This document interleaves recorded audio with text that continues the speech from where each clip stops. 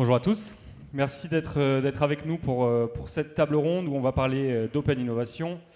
Et comme on est au IN, on va parler plus particulièrement de collaboration entre InsurTech et grands groupes. Donc j'ai la chance d'être avec Pierre-Olivier Puyot, qui est responsable du programme d'open innovation Voltaire pour le groupe Groupama. Benoît Pastorelli, CEO de Continuity, et Philippe Cotte, directeur de la souscription chez Groupama Centre-Atlantique. On est là tous les quatre pour parler de ce sujet parce que Continuity collabore depuis maintenant plusieurs années avec Groupama. Et donc, c'est une illustration parfaite du sujet de la table ronde du jour. Messieurs, avant qu'on commence et qu'on rentre dans le vif du sujet, je vais vous laisser peut-être vous présenter rapidement en partant de Philippe. Oui, donc bonjour. Donc moi, je suis à Groupama Centre-Atlantique. J'interviens à deux niveaux. Le premier, c'est en tant que patron de la souscription, donc métier d'assurance. Et puis l'autre partie, c'est en tant que membre de French AssureTech, puisque Groupama Centre-Atlantique a embarqué cette belle aventure dès le début. Donc on en est à la septième saison et on est heureux d'être parmi vous aujourd'hui. Et donc Benoît Pastorelli, donc moi je suis un des 3 cofondateurs de Continuity et le CEO de la boîte. Continuity, qu'est-ce qu'on fait? Donc nous, on est une start-up qui a été créée en 2019. On est convaincu que la data, en apportant plus de transparence sur la réalité des risques, va permettre d'améliorer la connaissance que les assureurs ont de leurs assurés. Et aujourd'hui, on développe nous une solution qui permet de mettre dans les mains des souscripteurs une meilleure utilisation de la data externe améliorée avec de l'IA pour leur permettre de détecter à l'intérieur des portefeuilles des contrats qui ne sont pas forcément à jour ou leur permettre de faire une qualification du risque à la souscription plus rapide. Voilà, puis on y reviendra, je pense, plus en détail. Et bonjour à tous, donc Pierre-Olivier Puyot. Donc moi je travaille chez GMA, donc au niveau du siège de Groupama.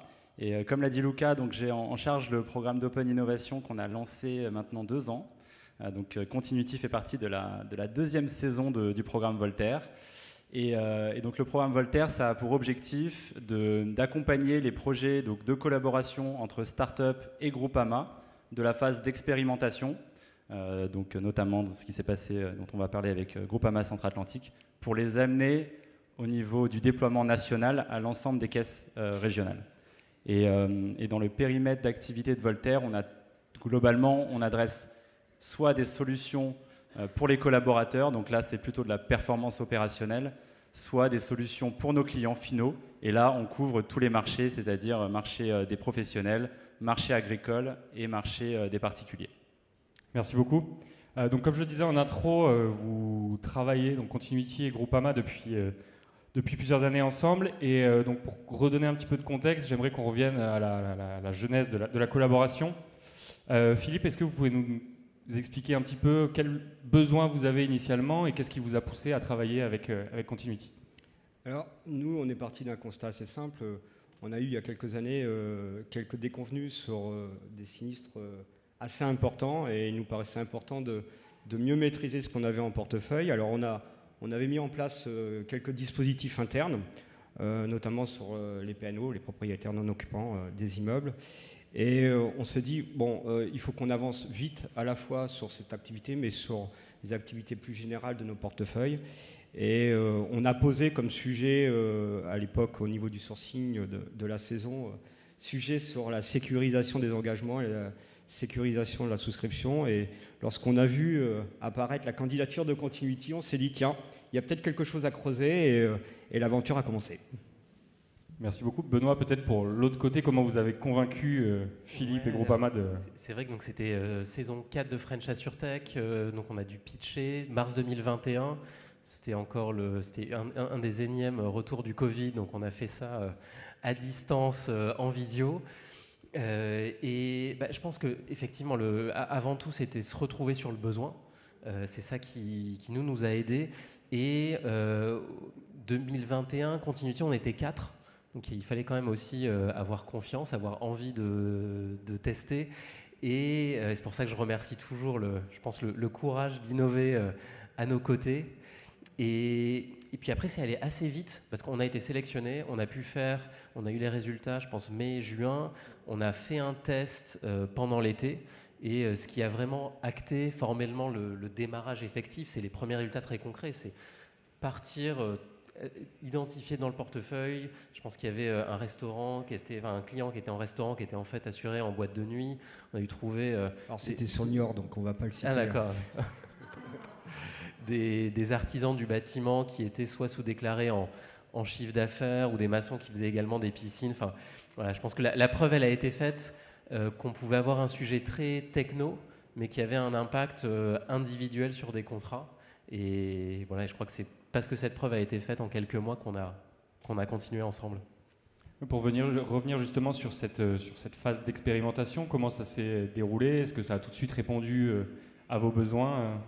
Benoît l'a bien exprimé, effectivement, on a commencé par ce que l'on appelle le scan du portefeuille. Donc on a donné nos critères de sélection, nos exclusions, nos règles de souscription, donc tout ce qui fait en fait notre force en termes d'expertise métier. Et Benoît les a matchés via Continuity et nous a permis de sélectionner un certain nombre de dossiers qui étaient en alerte, dossiers que l'on a traités par la suite. Alors après, on s'est posé la question de se dire, bon, c'est bien, ça marche bien, on a des quick wins, on peut valoriser les gains, pour autant, le scan, on ne va pas le faire tous les mois. Et dans les réflexions et les échanges qu'on a eus par la suite avec les équipes Continuity, mais aussi les experts métiers, on a légèrement pivoté pour se dire, bon, est-ce qu'il n'y aurait pas quelque chose à faire au moment de la mise en relation, donc dès les projets et la souscription dans la vie des contrats. Et donc on a travaillé ensuite sur un outil complémentaire d'aide à la souscription qui a permis de renforcer le dispositif et la conviction qu'on avait sur le partenariat. Merci Benoît. Peut-être un retour d'expérience aussi sur cette phase d'expérimentation. Ouais, ce que j'en retiens, pour faire un parallèle, parce que je pense qu'on a même fait des valeurs de la boîte. Je pense que les 3 valeurs cardinales de la boîte, c'est 1, commencer par écouter. On fait de la tech qui, pour avoir de la valeur ajoutée, doit être utilisée par nos clients. Et je pense que ce qui a bien marché dans cette collaboration, c'est vraiment cette écoute active et je veux dire ce challenge bienveillant, mais aussi très challenge, quoi. Donc, est-ce qu'on bosse sur des vrais sujets ou est-ce qu'on se raconte des histoires? Donc, c'était ça, commencer par écouter. La deuxième, qui est aussi la deuxième valeur de la boîte, c'est avoir un impact mesurable chez nos clients. Je pense qu'on s'achète le droit d'exister. Quand on est une start-up, si aussi notre impact il est mesurable en termes de retour sur investissement, qui soit rentabilité, technique, satisfaction, mais être capable vraiment de mesurer l'impact. Et la troisième, c'est construire le futur et construire le futur ensemble. Je pense on se fait challenger en permanence sur des facteurs de risque qu'il faut rajouter, sur des modules qu'on veut développer. Et puis c'est grâce à vous qu'on est passé de ce cas d'usage qui était finalement très réactif, scanner un portefeuille, identifier des contrats qu'on devait mettre à jour, à finalement aider le souscripteur pour s'assurer qu'on rentre les bons risques de la bonne manière dès l'entrée en relation. Donc un test plutôt concluant rapidement. Comment ensuite en fait on se projette sur un déploiement plus large d'une solution? Quel défi vous avez rencontré à ce moment-là quand on veut un petit peu industrialiser un peu plus l'utilisation de solutions comme Continuity? Alors, à l'échelle d'une caisse régionale comme la nôtre, le défi il a été déjà en interne de convaincre nos équipes sur l'intérêt de l'outil. Ça a été aussi de se dire, parce qu'on se pose toujours la question dans nos compagnies, c'est est-ce que finalement on ne peut pas le faire nous-mêmes?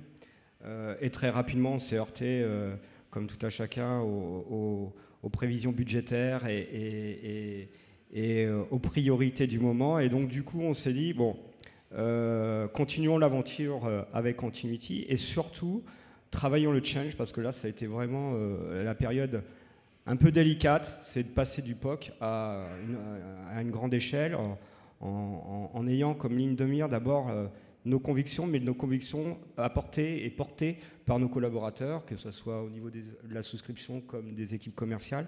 Et donc là, ça a été un gros travail d'intégrer finalement nos outils, l'outil Continuity dans nos process de gestion. On sait souvent que dans nos entreprises, on a un millefeuille avec un urbanisme informatique qui peut être complexe. Il ne faut jamais perdre de vue que finalement, même la bonne idée, qu'elle soit pertinente ou pas, mais bon, vaut mieux qu'elle le soit pour le coup, elle sera utilisée qu'à partir du moment où elle génère de l'efficacité.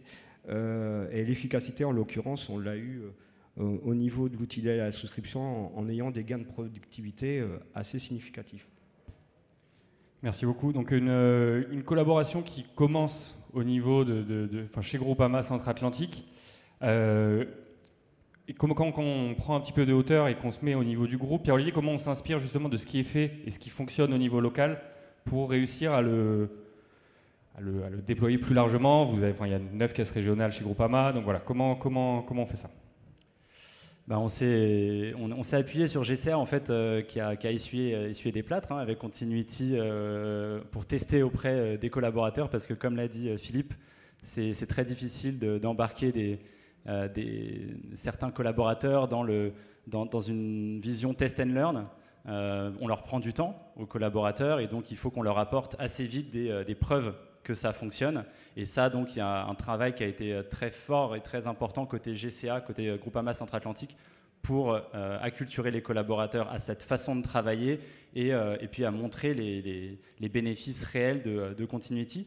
Donc finalement, le rôle de Voltaire ensuite, c'est de partir de ce qui a marché chez Groupama Centre-Atlantique et ensuite de le déployer à d'autres caisses régionales. Donc tu l'as dit, il y a 9 caisses régionales métropolitaines qui aujourd'hui sont dans le périmètre du programme Voltaire. Et donc l'idée, c'est de reprendre ces cas d'usage qui ont fonctionné et d'aller les tester sur d'autres territoires.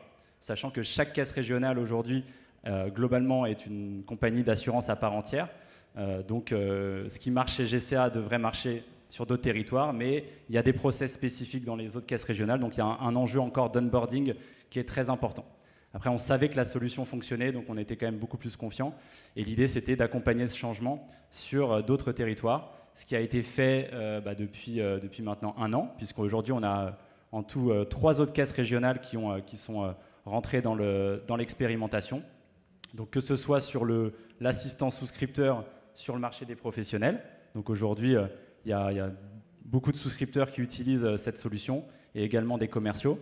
Donc je ne vais pas citer les caisses régionales, mais voilà, on a 4 caisses au global aujourd'hui qui sont avec cette solution.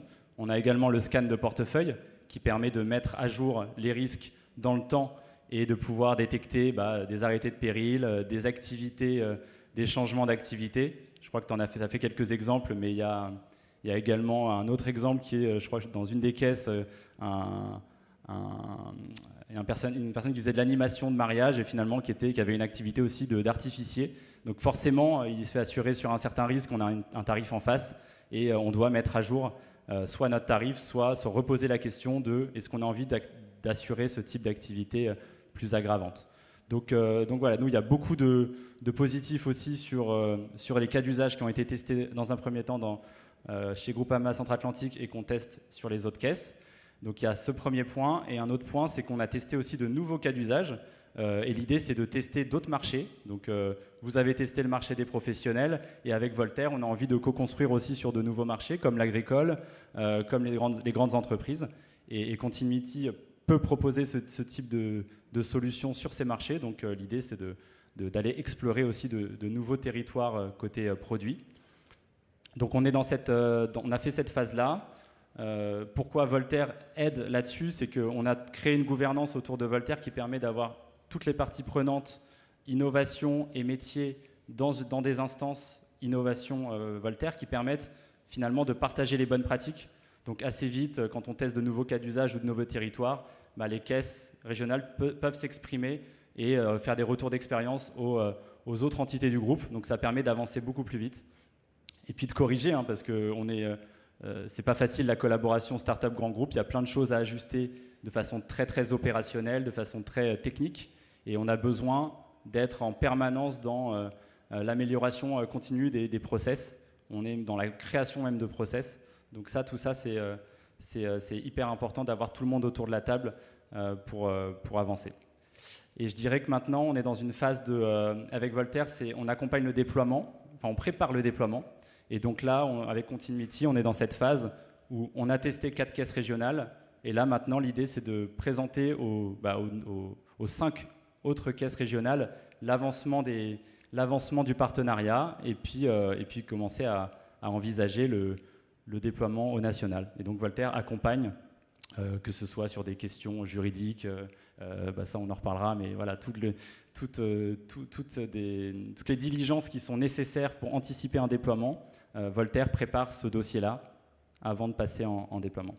Et peut-être donc là je parlais beaucoup de continuity, mais donc sur Voltaire on va dire il y a 4 étapes pour résumer. On sélectionne, on identifie des besoins concrets qui viennent des métiers. Donc ça, Philippe l'a décrit sur la partie continuity. Et donc là, je disais, c'était tout marché. Ensuite, on sélectionne une startup, on lance un test sur 1 caisse, 2 caisses, 3 caisses. Et après, on fait la partie, la préparation au déploiement. Et le travail de Voltaire, finalement, va s'arrêter le jour où on a le tampon des métiers pour dire, nous, on reprend la main. Et maintenant, ça part en run, en déploiement au niveau national. Merci beaucoup. Et donc sur Voltaire, globalement, vous avez un petit peu de recul maintenant, donc 2-3 ans. Donc les collaborations entre startups et grands groupes, on sait que c'est jamais facile. Quels sont les défis, on va dire, principaux que vous rencontrez sur ce programme notamment? La culturation, je ne vais pas y revenir parce qu'on l'a dit, il y a cet onboarding métier qui doit se faire de façon permanente. Donc ça, c'est vraiment le défi et je pense que ça, vous l'avez tous en tête. Un autre défi qui est très très important, enfin qui revient toujours, c'est le temps. Donc le timing d'un corporate n'est pas le même que le timing d'une startup. Et donc nous, notre rôle, c'est vraiment d'essayer de matcher ces deux besoins-là. Donc on va dire que notre objectif, c'est établir un cadre minimum pour pouvoir tester une expérimentation auprès de collaborateurs ou auprès de clients de façon la plus sécure possible pour limiter vraiment les risques, que ça soit RGPD, RSSI, juridique. Donc ça, c'est vraiment des chantiers qui prennent du temps. Donc l'idée, c'est d'accélérer au maximum cette phase-là pour pouvoir rester agile, montrer à la start-up que on ne va pas partir sur 3 ans de cadrage pour à la fin se dire on ne déploie pas, parce que là, on fait perdre du temps à la start-up et on fait perdre du temps au métier. Donc ça, c'est vraiment notre objectif, c'est d'accélérer cette phase-là pour pouvoir tester vite l'appétence, tester vite la techno. Et donc ça, c'est vraiment un défi, le défi principal, je dirais, d'un programme tel que le nôtre pour maximiser les chances de succès, quoi. Merci beaucoup. Et même question pour vous, Philippe, vous qui avez une vision un peu plus métier, on va dire. Quand on travaille avec une start-up, justement, c'est quoi les grands défis à relever? Je pense que tout a été dit. Nous, il a fallu qu'on trouve notre place. Et comme je le disais, on s'est posé la question, mais finalement, on avait sur l'établi des solutions. Et au moment où il a fallu passer à la généralisation, on s'est dit, mais finalement, est-ce qu'il y a un intérêt ou pas de continuer? On l'a développé et nous, on avait nos propres convictions. Après, en tant qu'utilisateur, on s'est dit aussi, il faut que chacun soit à sa place. Il y a des solutions et la techno, on ne l'a pas parce que, comme je vous le disais, on est aussi dans les grandes entreprises avec parfois des injonctions contradictoires et donc des priorisations qui font que l'intérêt des uns ne va pas avec l'intérêt des autres. Et du coup, on s'est dit, finalement, sur des enjeux technologiques, finalement, allons chercher le savoir-faire en externe. On va gagner du temps, on va gagner de l'argent et focalisons-nous sur notre expertise métier. Et c'est ce qui a fait que finalement, le choix a été plutôt bien pensé et démontre qu'aujourd'hui, ça fonctionne plutôt bien. Et Benoît, sur cette question on va dire du make or buy, comment vous arrivez à convaincre les assureurs de passer justement par une solution externe plutôt qu'à développer quelque chose en interne? Ouais, non, c'est une super question parce que de toute façon, s'il y a un besoin, il faut l'adresser. Donc, et donc, s'il y a un besoin, un problème à résoudre, vous allez forcément vous poser la question, est-ce que je peux le faire en interne? Est-ce que je le fais ailleurs? Je pense que pour nous, ça a été aussi important de bien comprendre les règles du jeu et de faire du bon boulot déjà sur tous les prérequis. Il faut être clean sur les sujets de sécurité informatique, il faut être hyper au carré sur les sujets de conformité, les sujets data, pour qu'en fait, déjà, tous ces prérequis en fait, puissent être passés, j'aimerais dire, facilement. Et donc ça, c'est le premier point. Et ça, c'est vraiment très, très important. Ensuite, sur la partie faire en interne, il y a aussi comprendre où est la place de chacun. Et nous, on n'est pas assureur, on n'est pas là pour décider qu'est-ce qui est un bon risque, qu'est-ce qui est un mauvais risque. Donc nous, on apporte de la tech. Et je pense que ce qu'on a aussi réussi à faire dans le cadre du partenariat, c'est tracer la ligne rouge. C'est-à-dire, on ne va pas toucher au cœur de l'avantage compétitif de l'assureur. Donc on ne travaille pas la donnée de sinistre, on ne travaille pas la donnée de prime. On est vraiment sur apporter une meilleure donnée de qualification du risque. Et à partir du moment-là où on arrive à s'expliquer simplement qu'en gros on construit une voiture mais ce n'est pas nous qui la conduisons, ça permet aussi de faciliter les débats et d'y aller sans arrière-pensée. Parce que je sais qu'on a eu pas mal de discussions sur est-ce qu'on est en train d'outsourcer notre avantage compétitif ou est-ce qu'on est en train de construire un outil qui va nous aider à mieux faire notre métier. Je crois qu'au fil des années, ces réponses, vous nous avez aidé à les trouver. Tout à fait. Merci beaucoup. Du coup, sur cette partie défi, c'était très clair. Vous avez tous les trois une vision assez claire de ce qu'est une collaboration entre InsurTech et Grand Groupe. On a vu les défis. Maintenant, quels sont les facteurs clés de succès un petit peu pour réussir ces collaborations et créer de la valeur? Philippe? Je dirais, et en tout cas on l'a vu hier aussi à travers la récompense, c'est avant tout une aventure humaine. Je pense que pour nous avec Continuity ça n'aurait pas marché si on n'avait pas eu alors bien sûr l'alignement des planètes sur le besoin et la capacité à transformer l'essai, mais c'est aussi le travail collaboratif que l'on a eu et qui continue et qui j'espère va continuer dans les prochains enjeux qui sont devant nous. Et puis, je dirais pour moi, en interne, j'y vois aussi deux sujets. Un sujet RH, ça a été aussi l'opportunité pour les équipes de travailler avec des technologies qui ne pouvaient pas forcément, et des approches qu'ils ne pouvaient pas forcément voir dans leur quotidien. Et puis, ça a été aussi une manière de travailler différemment. L'acculturation est importante. Et je pense qu'à la fois au niveau de l'entreprise comme les équipes qui ont collaboré, c'est plutôt une belle réussite. Benoît, sur les facteurs clés de succès? Ouais, sur les facteurs clés de succès, facteur humain hyper important. Je pense que s'il n'y a pas de confiance, on ne peut pas et démarrer et progresser. C'était vraiment le premier sujet. Je ne reviendrai pas sur les prérequis, conformité, IT. Enfin, ça, c'est vraiment... on en a parlé. Quelque chose qui a été assez clé, mais aussi je pense dans le design du premier produit qu'on a sorti, c'était vraiment de se dire, pour exister, il faut qu'on soit capable de faire la preuve de la valeur de manière mesurable, rapidement, et sans avoir d'intégration IT à faire qui nous aurait rendu dépendants de la roadmap. Et je pense que c'est aussi ça dans la sélection des cas d'usage, dans les premiers cas d'usage qu'on a trouvé qui a permis de factualiser le succès du partenariat, c'était la combinaison de ces critères. Pas évident de passer après, ils ont tout dit. Non, mais peut-être si je prends sur l'ensemble des startups avec lesquelles ça se passe bien, globalement, il y a 4 points. Il y a le premier, c'est d'embarquer les métiers dès le départ. C'est-à-dire que nous, les premières saisons, on avait une idée de ce qui pouvait être innovant et on voulait, en gros, plutôt dans une démarche top-down. Et en fait, on voyait que si vraiment ça partait pas du métier, ça allait être très difficile de les embarquer. Parce qu'ils ont leur propre feuille de route, ils ont leur propre... et donc ça, c'était vraiment, je dirais, un petit échec, mais on a appris de ça. Donc je dirais le sponsorship des métiers, il doit venir dans la phase vraiment de sélection de la startup, c'est-à-dire on doit faire rencontrer la startup au métier pour qu'il adhère.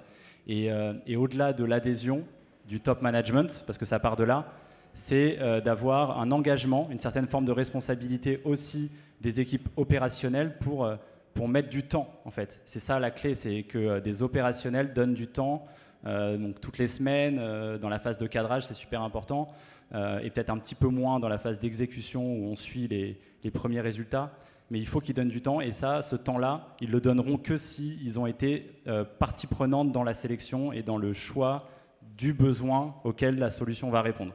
Donc ça, je le mettrais vraiment en top 1 dans le facteur clé de succès. Et ça s'entretient. Hein. Et ça, c'est le rôle de programmes comme le nôtre de créer cette relation de proximité.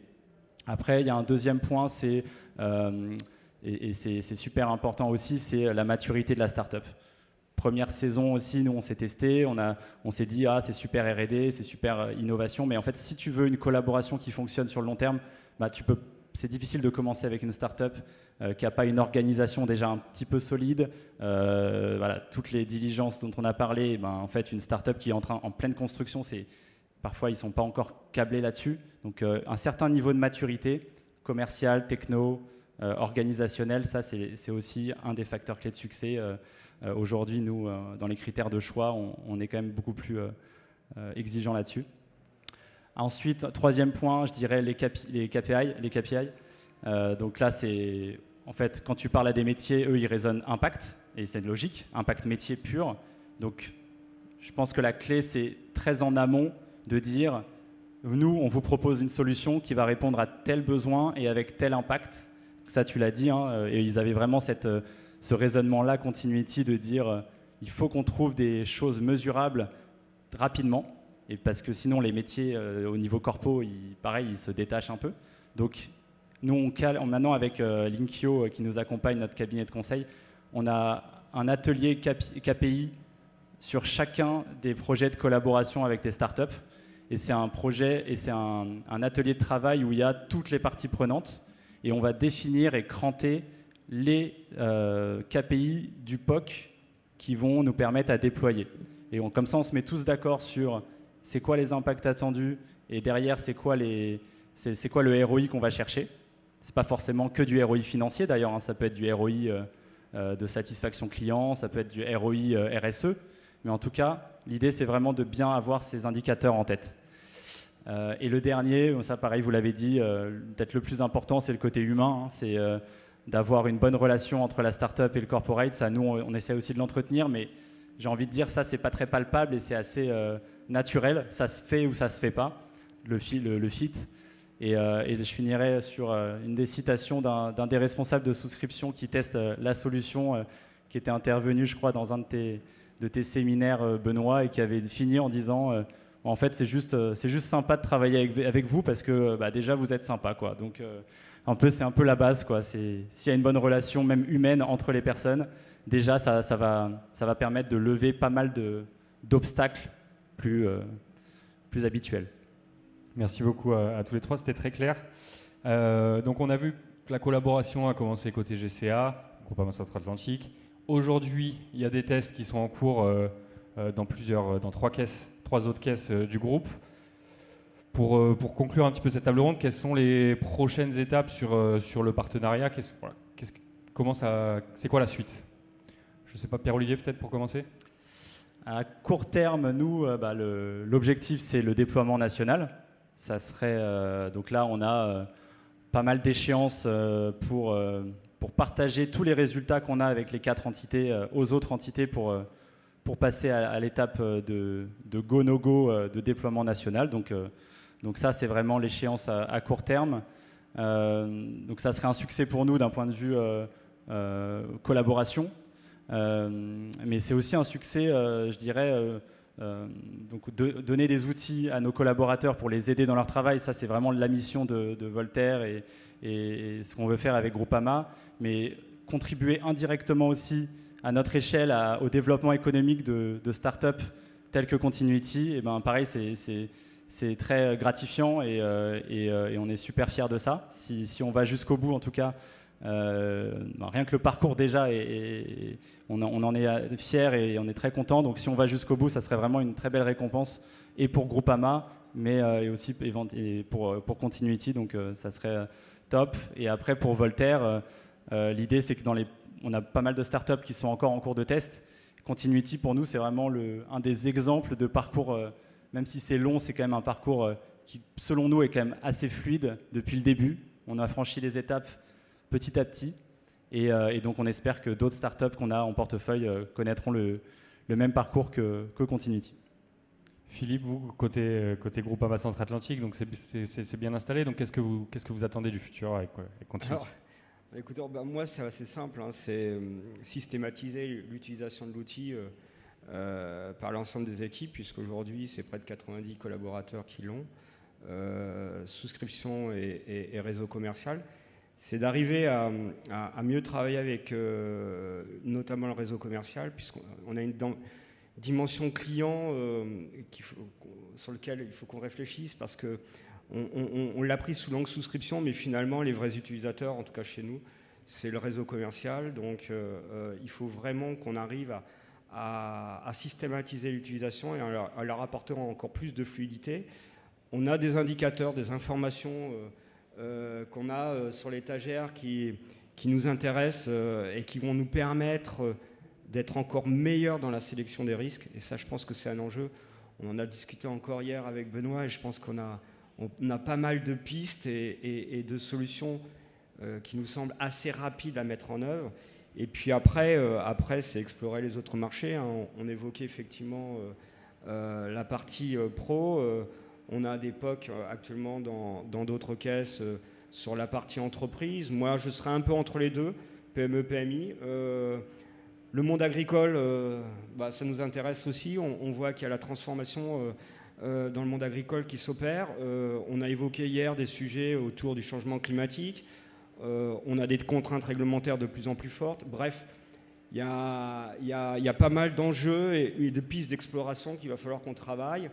Mais là encore, je pense que ça se fera qu'à la condition où on a un parcours fluide.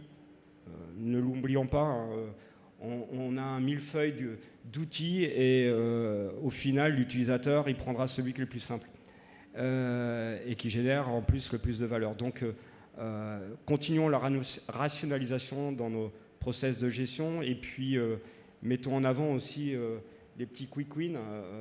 On en a parlé en introduction avec quelques activités emblématiques, mais on a vu dernièrement aussi des sujets sur des arrêtés de péril où on a, par anticipation, pris les bons choix grâce à Continuity. Bref, on a encore d'autres pistes, mais je pense qu'aussi Continuity a aussi à enrichir ces données et puis le travail, je pense, reste ouvert pour les prochaines étapes. Oui, ça fait une transition parfaite, Benoît, justement. C'est quoi la suite pour Continuity aussi? Je pense que Philippe a partagé notre trajectoire produit. Donc, je pense qu'on s'achète un avenir parce qu'on a de l'impact aujourd'hui. Donc déjà, et l'impact, il est créé parce qu'on a des utilisateurs, souscripteurs ou commerciaux qui utilisent l'outil. Je pense qu'il faut déjà commencer par rester focalisé sur déployer ce qui fonctionne, le déployer à l'échelle, en maximiser l'impact. Et sur ça, nos équipes sont... Et c'est pour ça qu'on a des grosses équipes de déploiement en interne. Parce que mon associé tech adore répéter qu'on fait un produit, mais il n'a pas des bras et des jambes pour aller tout seul chez le client. Donc c'est toujours important de s'assurer que le produit est utilisé à son plein potentiel. Et ensuite, la trajectoire, on est ravis de l'écrire ensemble. C'est un moment de la société. On est maintenant 40. On a eu la chance de faire rentrer de nouveaux investisseurs autour de table en mai dernier. Et donc, les 15 millions d'euros qu'on a eu depuis le début de l'aventure, on les met à profit pour aussi aller défricher ces nouveaux marchés et toujours mettre plus d'ambition dans le partenariat. Voilà, on est ravis. Je pense qu'après, là, c'est aussi une bénédiction pour des startups de pouvoir mettre leur tech à l'échelle aussi rapidement. Enfin, je ne sais pas qui est capable de dire qu'en quelques années, ils ont un impact sur 10% des sociétés de France. Donc c'est toute la beauté ou la magie de travailler avec des grands groupes comme Groupama. Et puis on a quelques investisseurs institutionnels au capital comme BPI France. Et je pense qu'on est aussi tous alignés, motivés sur le fait de vouloir faire émerger des acteurs technologie français et européens. Merci beaucoup. Il nous reste un petit peu de temps. On peut prendre quelques questions dans la salle s'il y en a. Oui.